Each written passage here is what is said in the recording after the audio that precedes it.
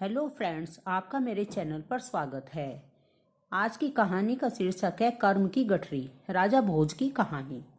एक दिन राजा भोज ने गैर जिम्मेदार मंत्री तथा एक स्वामी भक्त को राज दरबार में उपस्थित होने के लिए आदेश दिया। आदेश के अनुसार दोनों मंत्री वहां दरबार में राजा के समक्ष उपस्थित हुए। राजा ने दोनों को एक थैला देकर बाग में जाकर फल लाने को कहा। दोनों मंत्री शाही बाग में जाकर फल तोड़ने लगे। जिम्मेदार और स्वामी भक्त मंत्री ने अपने राजा के लिए सुंदर, स्वादिष्ट और ताजे फल तोड़े और अपना थैला भर लिया।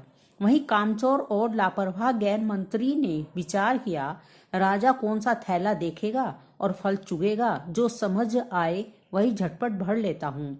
ऐसा सोच विचार कर उसने कच्चे पक्के सड़े गले सभी प्रकार के फल झटपट से अपना थैला भर लिया। दोनों मंत्री अपने अपने फल के थैले को लेकर दरबार में उपस्थित हुए। राजा भोज ने अपने मंत्रियों को आदेश दिया। दोनों मंत्रियों को उनके थैले के साथ कैद खाने में कैद कर लिया। आदेश का पालन हुआ। दोनों मंत्रियों को थैलों के साथ कैद कर लिया गया। राजा ने आदेश दिया था उन्हें भोजन ना दिया जाए। ऐसा ही हुआ। दोनों अलग अलग कोठरी में कैद थे। भूख लगती तो थैले से फल निकाल कर खा लेते और अपनी भूख शांत करते।